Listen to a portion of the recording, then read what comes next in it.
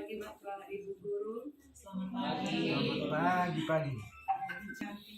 Hari ini Ibu sama Sultan Sengadi akan membawakan materi untuk kita tentang asesmen diagnostik. Mari kita dengarkan penuturannya. Silakan. Itu kalau buka masker dulu. Protokol kesehatan.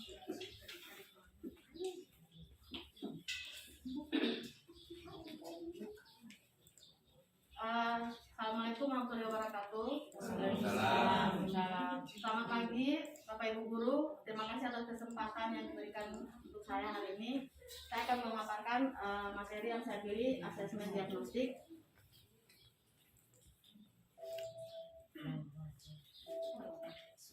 Tekan di bawah.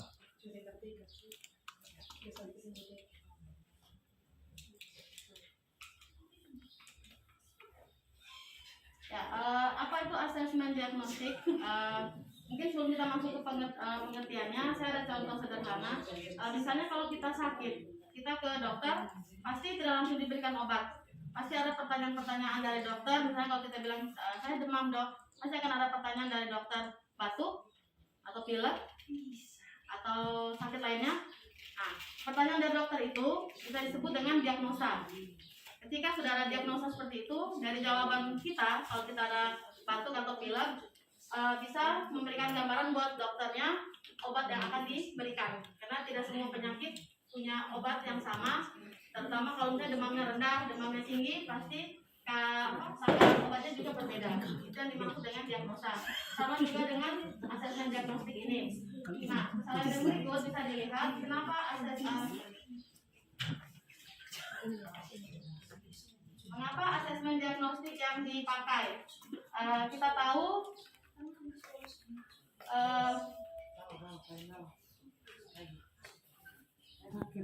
kenapa asesmen diagnostik.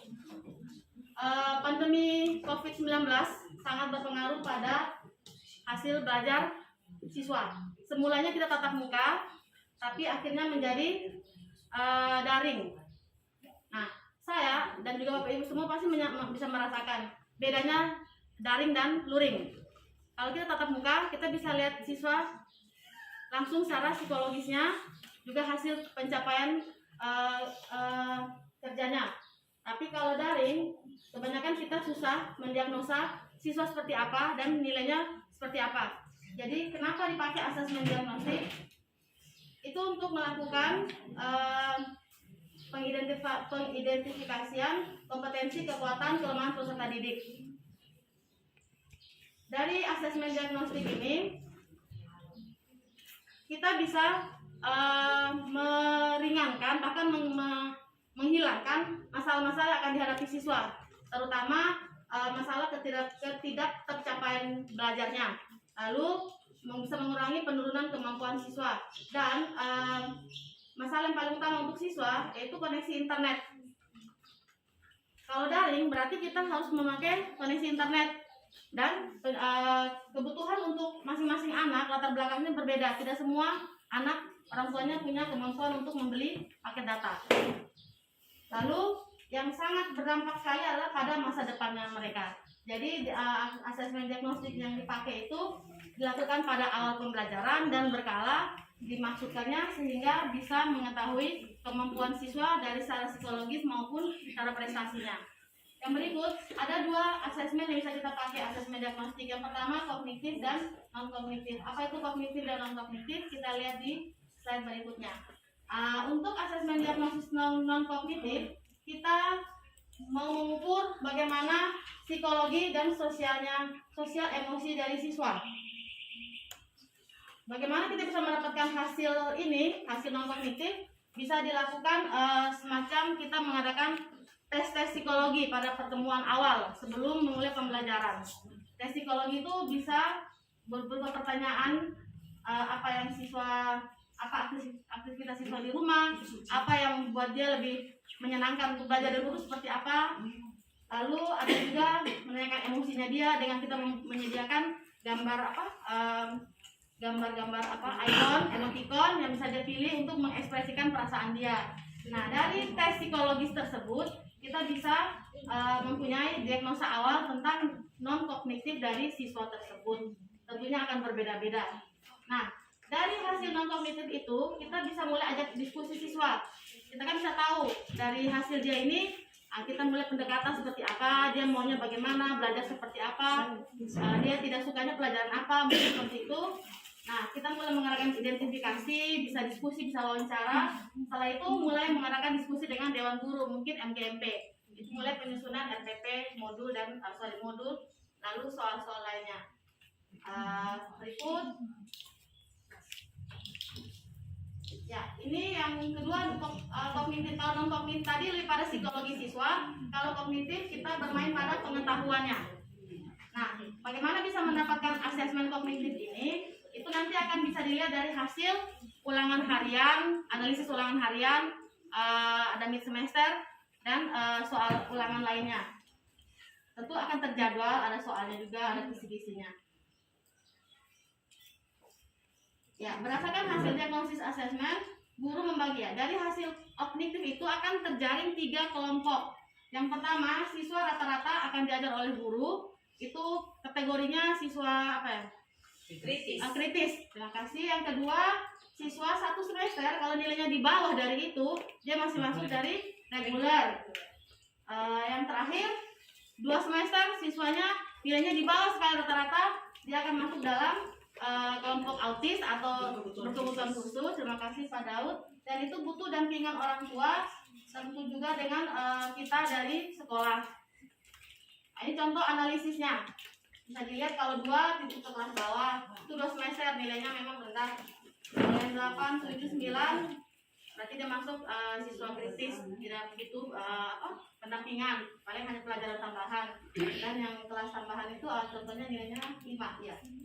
Yang terakhir, dari asesmen yang dilakukan kognitif dan non kognitif itu diawasi oleh kepala sekolah dan dilakukannya di minggu pertama dan secara berkala.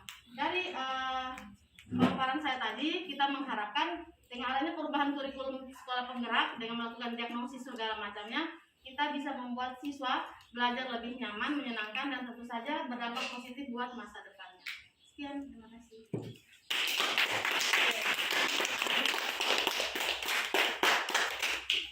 Oke, mari sekali lagi kita memberikan aplaus kepada materi.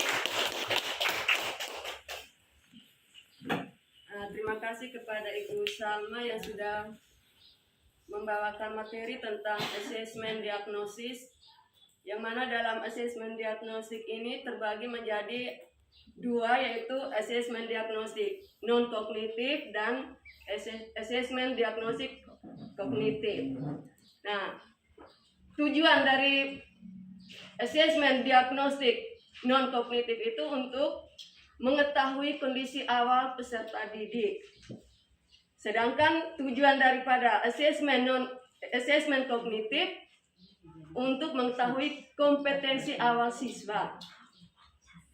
Nah, dari asesmen diagnostik kognitif ini dibagi lagi menjadi asesmen formatif dan asesmen sumatif.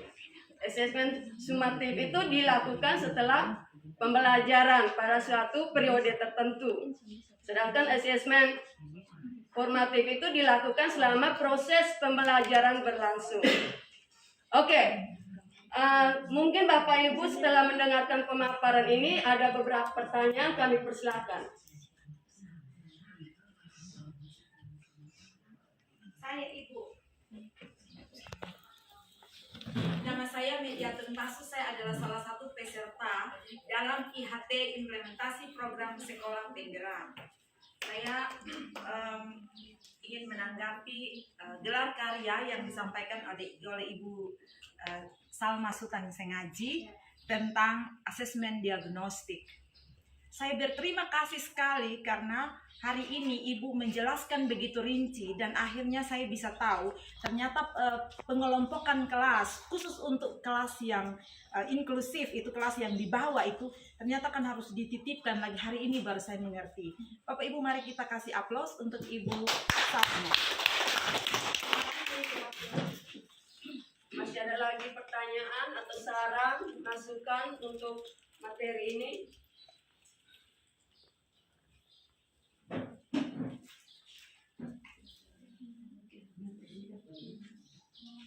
Oke, kalau tidak ada lagi, kami sampaikan terima kasih atas waktu yang disediakan. Terima kasih untuk semuanya.